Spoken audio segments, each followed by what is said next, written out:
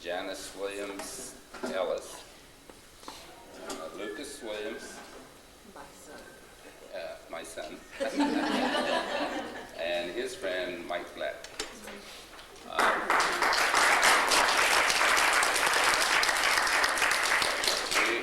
We have quite a large head count. We don't have a current head count, but I would say we're well over 100 easily.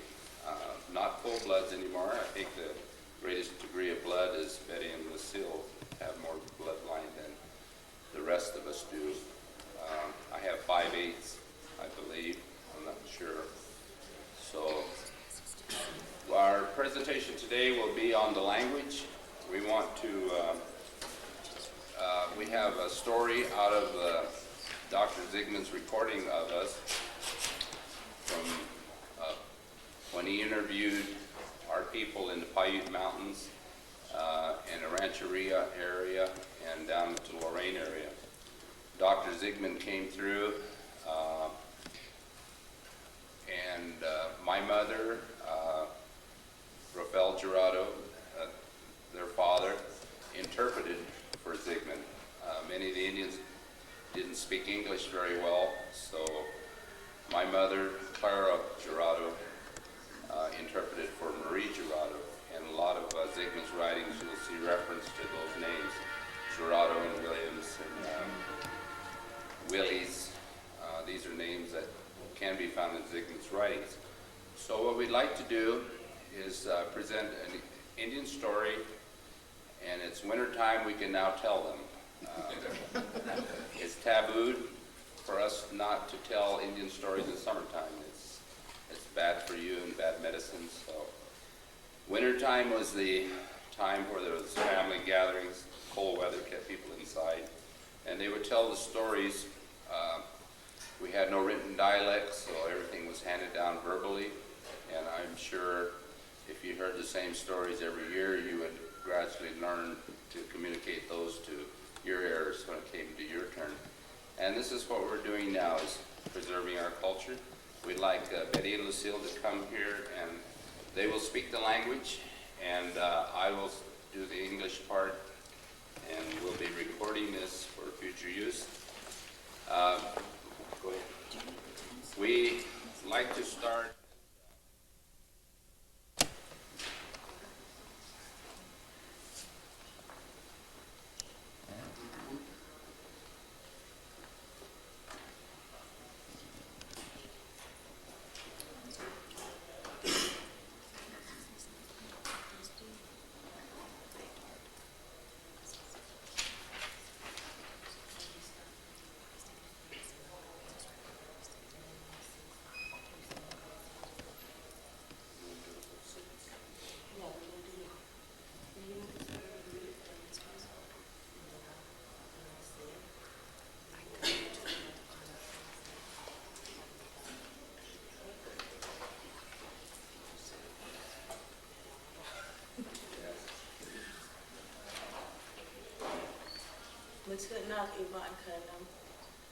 It's good to be here today. And God is looking down on us today. And He likes you.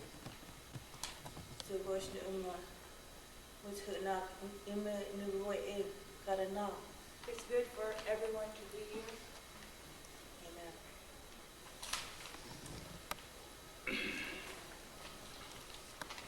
During the long winter evenings, everyone gossiped, played games, or listened to the adventures of the coyote and other animals, people as related by master storytellers.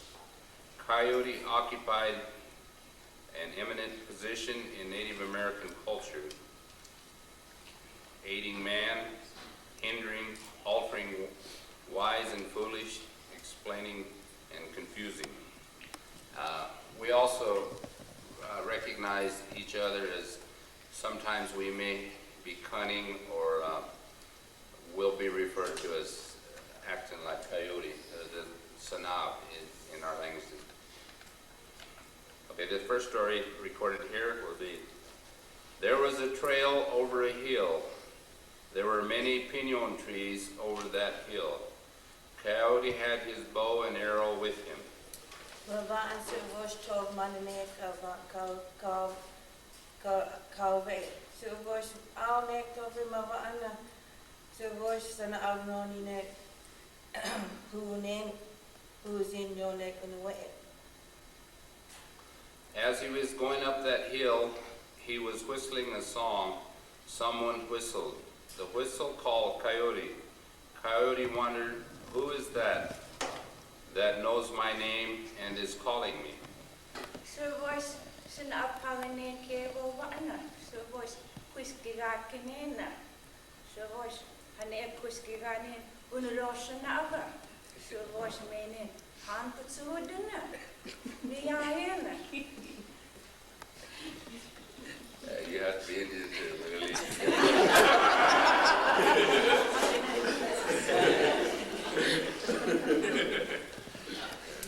He had a bad temper. He looked up and saw that it was Pitch that was teasing him. Coyote became very angry and he said, "If you don't come down, I will shoot you." Sana abmuts na habisku sa una. Sa ubos pakinin maro. Sa ubos pakinin sana pikmuts te kunin aro. Sana sa ubos na muts na hike kunin. Sa ubos menin aro. Iwa ang pidiwanap sa ubos kukubadam no. I'd like to relate that.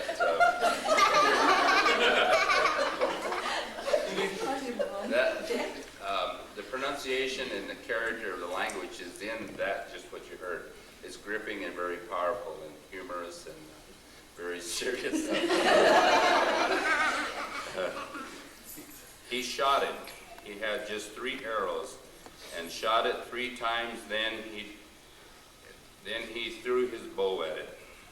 So was een koekedienst na so was verheer koezien koekinen unroor. So was na ik kwenen tabenekin edige pina. Okay, this is the final verse of the chapter, the conclusion of the matter here.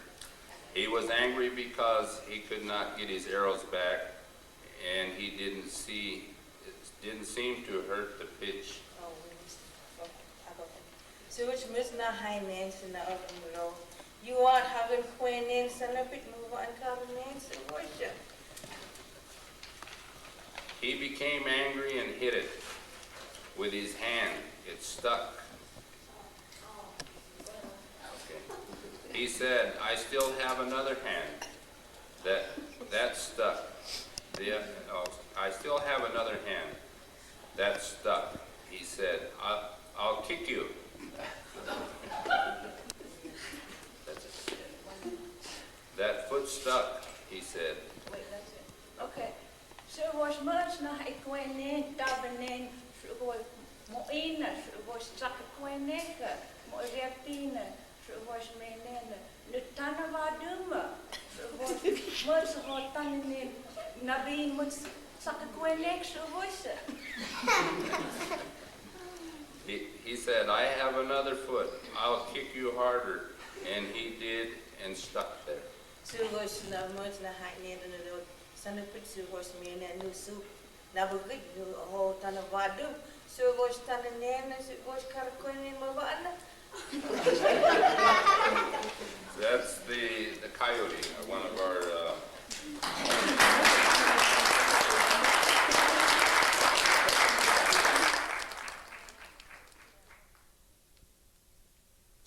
some of them are forgotten, but the dictionary is very handy. Lucille and Betty speak enough of the language that they can determine and decipher what the pronunciation is. So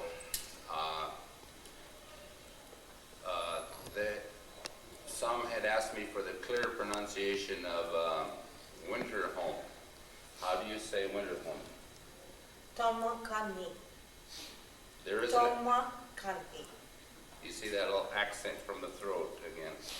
Let's say it again. You say it. Tomo-Kahni. You kind of roll your tongue when you get to the O. Tomo-Kahni.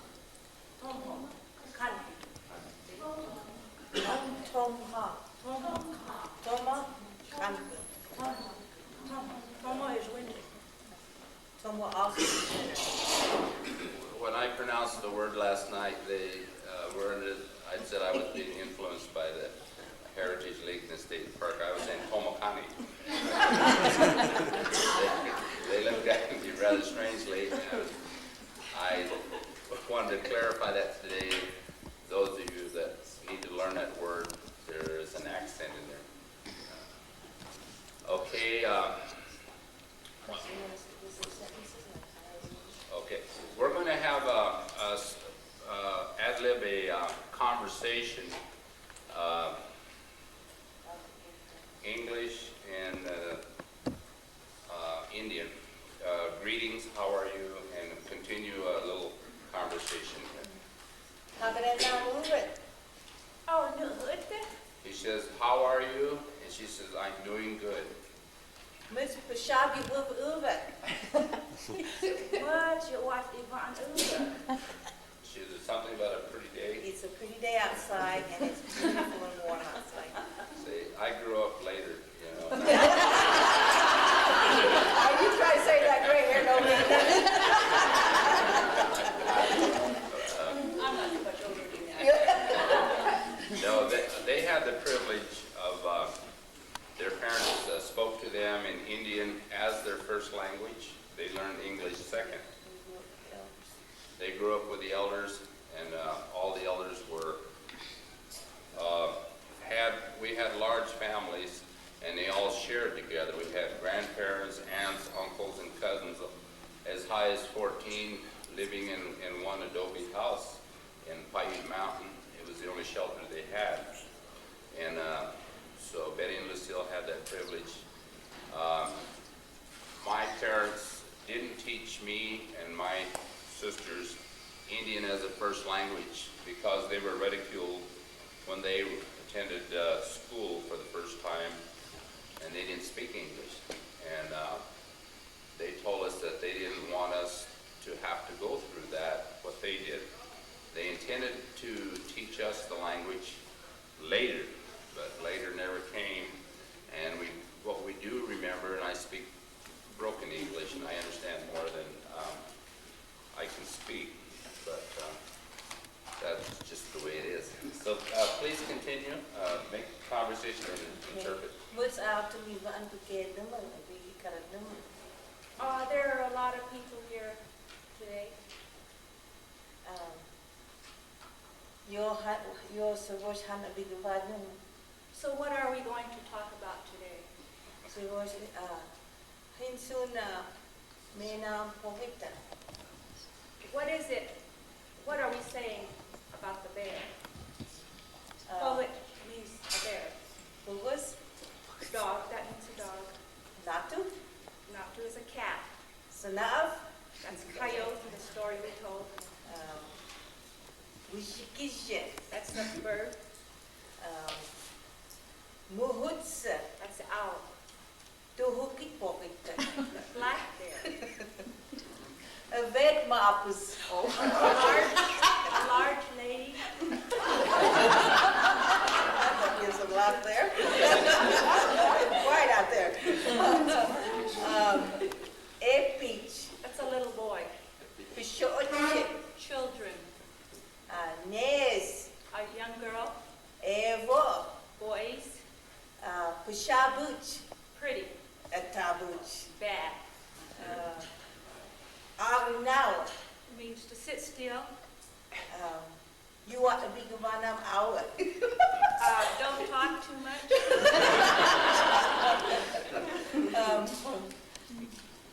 So you have any? Acorn. Acorn is wheat. What about the tree? What happens to me? No. Oak tree. Water? Oh. Oh, Yeah, oak one. Pine? Is it pine tree?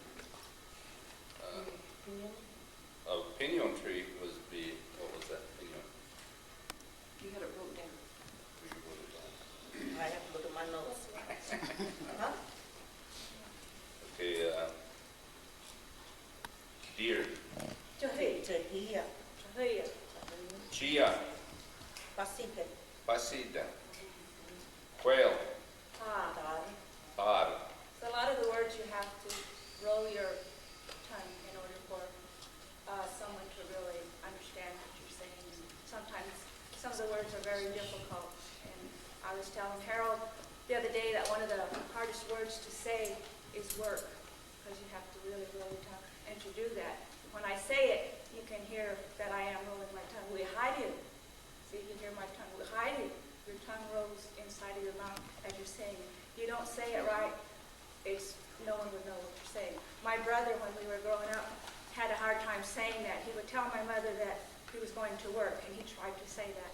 And she would tell him over and over, you're not saying it right. You have to say it like this. And he couldn't say it. So that you have to say, we hide it up. We hide it up. We hide it up. Toranab, which is very difficult. Toranab means heart. It's hard to. Toranab, Vietnam is a very difficult language. That's what that means. And Mutugit is heart, so there's two different meanings. You can use it in, Like Mutugit, the ground is hard. or something is hard, just like in English language, you use different words for meaning the same, but spell differently. Sound the same. One thing we were talking about earlier at home was the elders used to speak with bigger words that took into more meaning. One word meant more things. And now we're down to individual words. Down. When we're more explaining. You can say one word, and if you know what that one word means, it could mean a whole lot. Instead of saying a whole sentence, you could say one word, and it would mean like if we say something, how easy to say. Like oos, that's just one word, but it means let's go. Oos, and it's one word, but it means let's go. Oos kwevad means we're ready to go. See, but it's two little words, but it's a sentence. When you write it out in English, it's a sentence. We were talking about us as children being raised up in the Paiute Mountain area and Lorraine area, where our families would gather together and meet, and they would be talking in Indian predominantly, because a lot of the elders didn't speak English very well at all. We grew up knowing people, and later found out they had a different name. They had an uncle named Jose. Actually, his name was Joe. Yeah, Jose They was couldn't in say Joe. Spanish. But, so they call him Jose.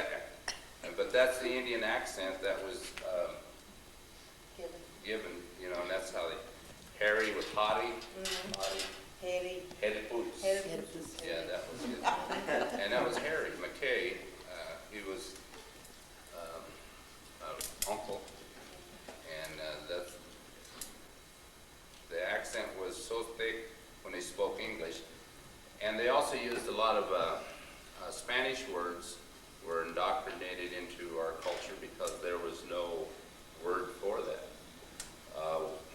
One thing that became very appreciated in our culture was the tortilla, but we call it tistir. Tistia. Tistia, and it was the tortilla. How would you say I'm going to make some tortillas? Numan hagubat tistia uva. I'm going to make some tortillas today. A lot of our dishes that we ate had some kind of wild game with it. Deer meat was the favorite, and we usually had deer meat, quail, cottontail, jackrabbit, and they were fried or stewed. And we had acorn. Our elders made the acorn and ground it. We as children helped leach along the creek. They used tea towels, and us children were required to pour water in there to leach it down, help grind, help pack.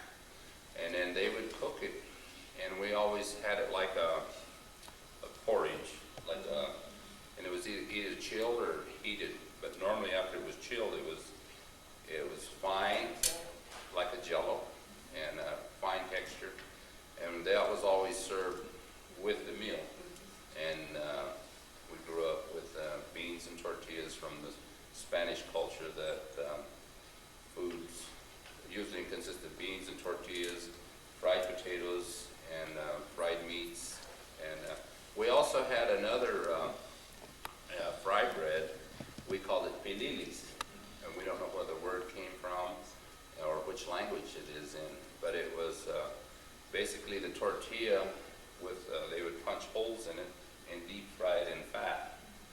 And these were very delicious. That's what you guys call Indian fried bread. We call it paninis. I don't know if that's Spanish. We had the Spanish culture in our tribe, I think around the gold rush days, or prior to that, but as far back as we can go. Our grandmother's surname was Lopez, and there was another name called Como, was in our family heritage where the Spanish came in. And some of those were light complected people. They weren't dark as we Indians are. A lot of upbringing we had were in areas around Paiute Mountain where we had no electricity. We grew up as our people grew up in here and adapted to the civilization. Some had adobe houses, wood houses, tin buildings, and we had wood stoves, and they packed water, cut firewood, and that was a way of life that we knew. And we were discussing last night that how many blankets that our people piled on us. we had blankets that we couldn't move sometimes. But we were warm. And after the Indian basket work kind of quit, our people went to quilt making and using Levi's and old patterns, and we would see the elders sitting in a shade somewhere after lunch in the afternoon. They would usually hand stitch all of their blankets together. They would come by to visit us and see that one of us was in need of a blanket. They would make us one, and by that fall, we would have blankets for everyone. I think a lot of the elder women did a lot of sewing for their children as we grew up, my sister and I. And we grew up when our parents had to buy flowers in the big sacks. And once that was empty, that's what we got our blouses made from. And a lot of the material, they went to the store whenever they were able to buy yardage to make their own clothing and their children's clothing. And from those scraps that Harold was talking about, the quilts, that's where the quilt was made, from the scraps that everybody put together. As the blanket was laid out for someone, you went to their house, oh, that used to be my blouse, that was made from my blouse, or this was from my sister's, or this is my aunt's dress, part of what my aunt had. And that's how they did a lot of the clothing. And as he said, for the Levi's, they would use once the men, boys wore their Levi's out and stuff, that's what the blankets were made from. Those were like sleeping outdoors. We did that a lot. And that's what the Levi's were kept on top like a bedspread. And we spent summers outdoors, so that kind of kept it cool, kept it warm. Summer. Well, do you have any questions we may answer? Not too hard of questions, but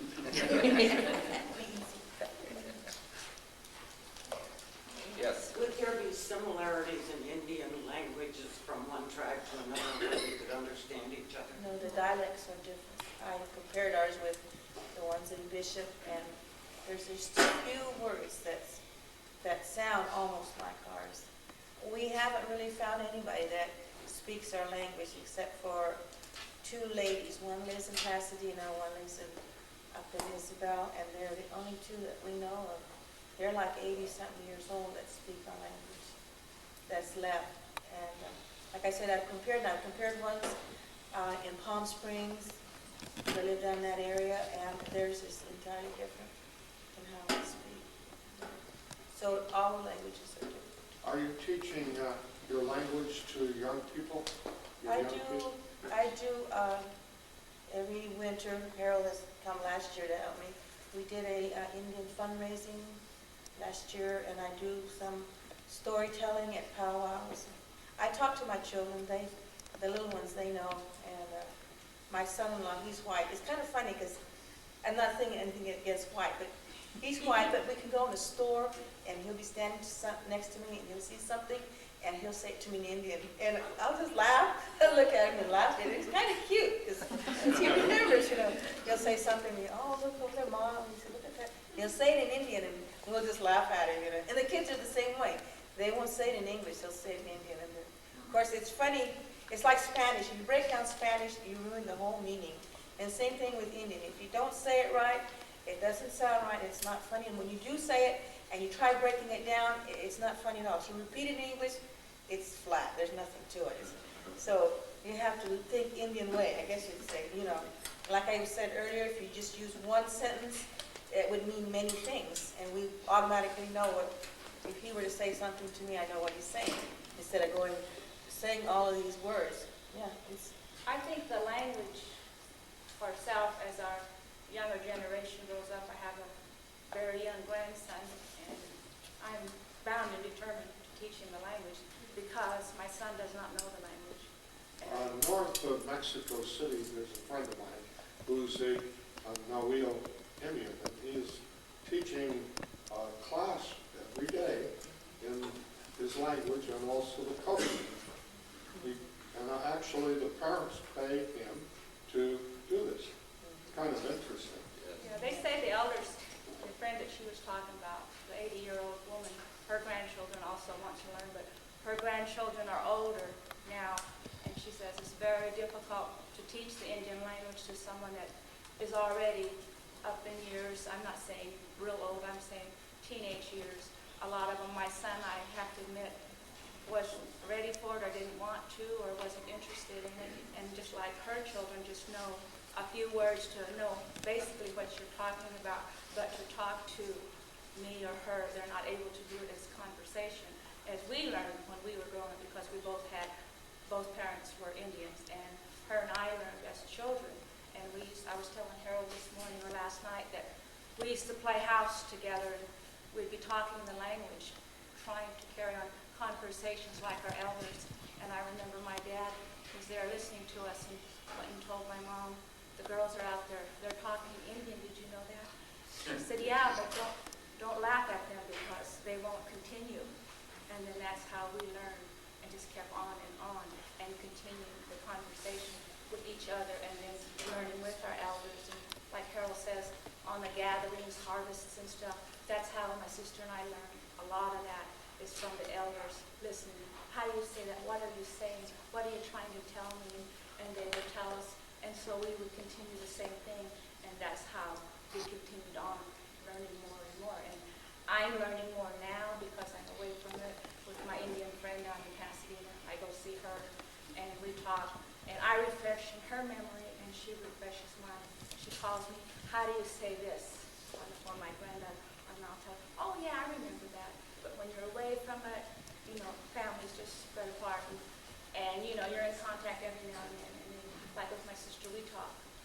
My brother, as a matter of fact, I was up there not too long ago, and he said he couldn't believe how much that I could speak the language so well, you know. And I try to keep brushed up by talking to these people on the phone because I'm not able to travel in that distance. So I enjoy that, and that was one thing I told my husband. One of these days, I want to be able to talk to someone, to speak my language that I'm very proud that I'm able to do. And spoke to this woman, and she couldn't believe it. She was so happy that my sister and I were both able to carry on the conversation. She asked us, you speak English? Yeah. So from then on, it was nothing but English. And that's the way it is today. And I pick up the phone. My friend calls me, my two friends call me on the phone. And our mother's been gone for 10 years. So it was like I was getting a call from my mother on the other line. Sounded just like her. She was just, speaking the language to me on the phone. And it was just great. And my friends say it's good to have somebody around to be able to relate that language to and brush up on it. And I was glad I could do that for her. Those of us that don't speak the language fluently, we talk what we know to each other. A lot of us repeat things, but we always had the humorous aspect of our conversation. Laughter's good medicine, and sometimes we've laughed for hours until we just remember the old ones, and it tickles you inside just the way they say it, you know, in the pronunciation of these words. I think they would say we're tatuvish. Yeah. That's one who likes to joke and play, or yes. We always have questions from people as to the meaning of Tehachapi. And in Dr. Sigmund's dictionary, he gives a word that means hard climbing. Can you say the word for hard climbing? Toranab chipidi. Toranab is difficult. Chipidi means climbing. Chip and climb, get up. But they like it, like she says, a lot of the words are said differently, you know. Yeah, Where- well, that's, Yeah, I was trying to figure out. I've how to gone say through it. that book, my brother has that book, and I had a lot of fun with it, because a lot of it is not exactly how we speak it, and I would read it in Indian, and she would interpret, and we both said, well, that's not the way we were taught. So a lot of it in that book is not exactly, or it could have been somebody that a different elder may have said it differently. But the way we were accustomed and how we were taught is entirely different from what they're saying. I mean, some of it's accurate and some of it's not. And some of it is repetitious repeatedly. I noticed on some of the words we said, well, that's not what that's supposed to be. It's supposed to be da-da-da, and it's not that, you know. So it could be that other elders came along and had different versions of things compared to how we were taught. So we only know what we were taught. Yeah. How did the Indians say Tehachapi? Tehestaba. Tehestaba. What does that mean? Is it a place? It says Tehachapi. Say it again. Tehestaba. And I think there was a village in the Old Town area by that name. Tehestaba. This is predominantly, we were from the Paiute Mountain Range, so when it made reference to going to Tehachapi, or they came from Tehachapi, that's the word they used. Not saying that that is our word, Tehachapi, but that's our pronunciation for the word. We don't know the difference. Yeah. We have what we call the Itabis. The Itabis are the ones who have died and gone on before the elders. Isn't that right? The Itabis, The old way. the old ones. Yes, sir. I think I've mentioned it to you, Harold, once before, and I don't know how the family feels, but is there any possibility that you might take a project on and put in the language on TV? Well, I don't know how you feel about that in general. we have been trying to do that, but it would be patchwork here and there to compile something, because we live such great distances. It's hard to do that. Unless we had a format given to us of requested words, we could probably be able to work with you from where we are, you know. They live down south. And, Well, even if there were conversations between two people that were recorded that could later be translated, casual, like you say, you talk on the phone, even if at some point in time like that, just talking on the phone casually with a tape recorder, that could be later on translated, Yeah. we could do some right now. If you have a sentence you'd like to know, ask us, and then they'll tell you in Indian. Welcome to Tomo-Kahni. We're happy you came, or something in that vicinity. Is it too long? What's it not be the name Ivan Tomo-Kahni? Kahni. My winter home. I'm glad you came to my winter. Wutsunak means I'm so glad. Wutsunak be the nam means I'm glad you came. Or you could say Wutsunak be came nam. I am so glad you came, glad to see you. So More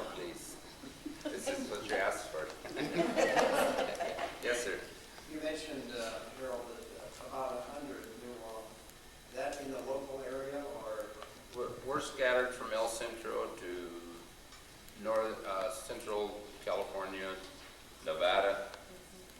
But as far as, was someone mentioned me earlier here, they said, I heard there's only 30 of you left. I said, I have that many for dinner in my little family.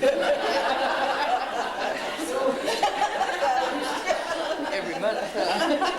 When we say eat, We're ready to eat. but I'm saying I would say there's well over 100. I mean, your family's big, Yeah. and Lucille's and Luther and my family, we're a very large family still, and hold a lot of degree of the blood still. Some of us have the complexion still, and it's fading though, because there's no Indians to marry. We're all related. In our valley that live here today, approximately how many that are still in our valley today? That live here. Harris County. Over 100 easy, I would say. Right here in the Ashby area. Yeah. Yeah. Oh, yeah, we have Dorothy's family. McKay's. Between the McKays, the Williams, and the Butterbretts, we have well over 100. Yeah. Easily, I would safely say. The Leons? Yeah. And the Leons, But they're not here. They're not here in the valley. What they're saying is we're here in the valley. and Andy Green. Andy Green's family. Yeah. So. Right. Norm, what I was trying to refer to, no one's really a chief in our tribe, as we know from the We all study. respect one another. We all have mutual respect for each other, and each, say like, this is the Gerardo clan, this is the Williams clan, and we're all first cousins on our level, because all of our elders are passed away. We become the elders, and our children give us respect as the elders, tribal leaders. We all are land-based tribes from, that's basically what we have in common is our land that was allocated to us, Indian allotment lands. So they have the Gerardo claim on all of the lands we share. The Williams share in on all of those because we're all related, first cousins, and our aunts are all the same. Yeah. So, and it's and when it's time to do business, we take care of the business at hand. Like today, we found this very important to be here to share the knowledge we have. But nobody's really in charge. It was a mutual thing. You requested it. We put it together, and they wanted my help when they had the Heritage League in El Centro. Can you please come down? Sure, I'll help you. I didn't know them, but I went for them. They came for me today on request. So, and that's how we work our Indian business today. Yeah. Yes. The ladies in Pasadena, where are they from? I mean, they must be basically from here, but how are they related? I'm trying to find that out at this time. I'm trying to go through all of her family tree and put that together. They were raised in the Victorville area and into the San Bernardino area, and a lot of the people that she knew she said she was related to Andy Green. A lot of you know him in some way, so maybe Are they related to each other, the two? somehow they are, and they kind of grew up together, and so they have a lot of relatives that are kind of the same. So I don't know exactly how that went, but I asked her, and she's not quite sure either. She went to the Sherman Indian School down there. That's where a lot of our Indians became educated, was the Sherman Institute in San Bernardino, Riverside. Yeah, she's Oh. very, very, very intelligent woman, and she's just turned, I think, 85 this year. Very strong woman on her own and gets around, and her mind is very alert, better than mine. and I told her, I said, Guy, I hope I'm as bright and bright as you are, and as my husband couldn't believe how bright she is and everything she reads, and she has so much knowledge, and I try to get a lot of that. It's really neat. We went to visit her, and she took us to this restaurant, and this woman talks loud, and that's just her way she is. But everybody was looking at us like we were from outer space or something. And we're just laughing, and she would point out different people We have this thing of making fun of things, people. If something looked kind of funny, she would make a comment, and we would laugh, and everybody would just look at us. And the same thing happened with my mother. I had taken her to the doctor, and we were like sitting in the area, the waiting area, and she was talking to me, and I would answer her, and we would laugh back and forth.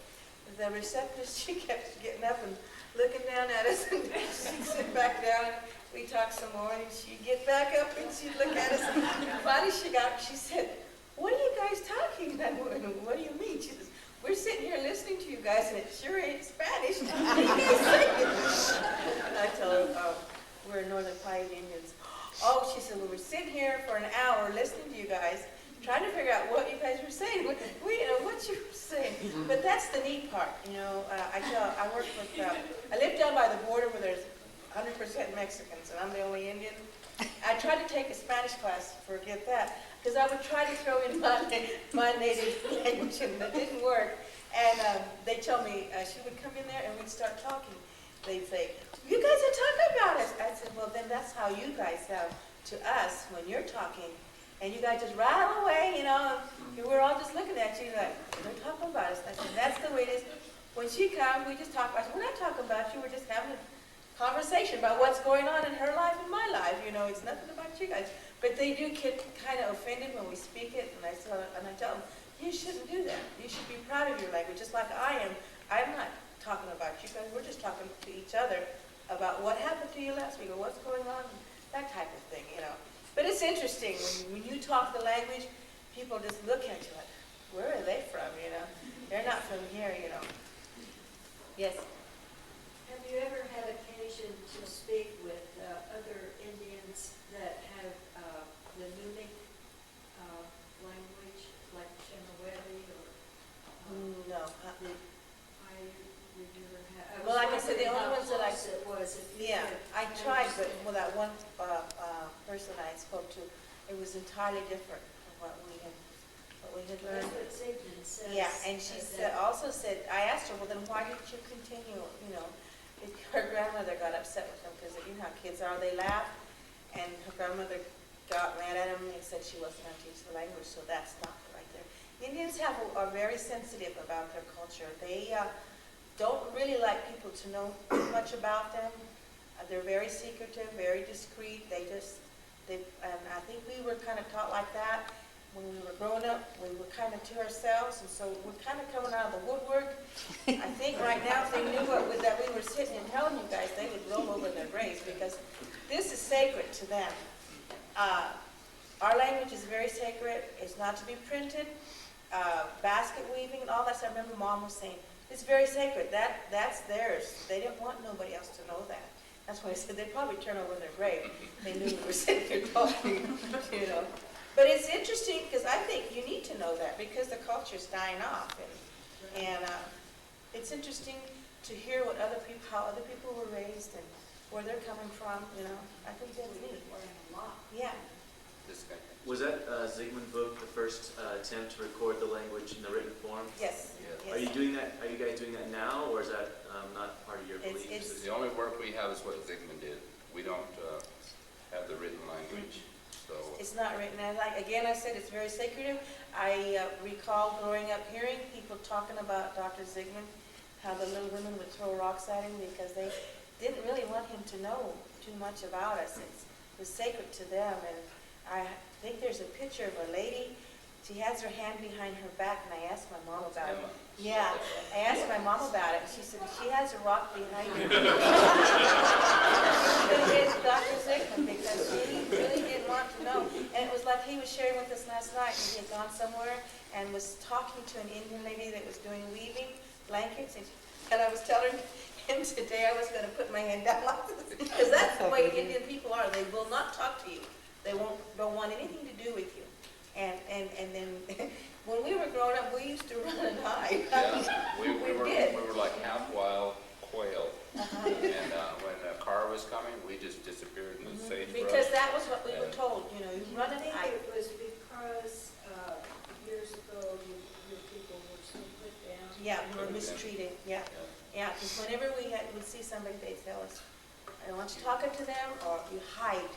And that's what, and then we were very, like we were saying, naive, we were very sheltered. We had a real sheltered life. And as far as going to school, if it was my dad, mom's way, we would have never gone to school. And it was the lady that my dad worked for, she came to my mom and said, these kids have to go to school. And like, what is school? Neither one of us knew English. We couldn't speak English. And what is ABCs? I tell the girls, my little grandkids, you guys are lucky. Your grandma didn't even know what ABCs were.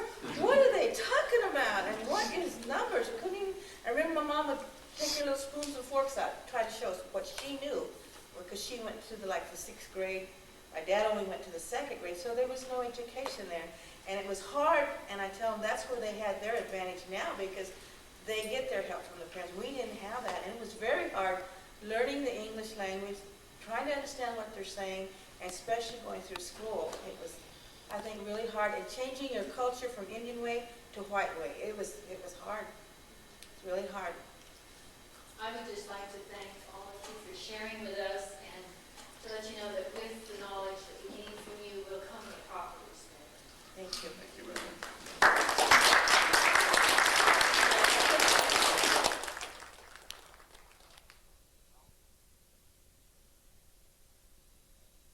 Thank you. Say a farewell. Pardon? Say a farewell. Very well. What's not in my pivot, if I know, beginning of a beginning over. Begin by Kabadiba. I'm glad everybody could be here today, and we hope you guys can come back and we can come back And also. we'll see you later.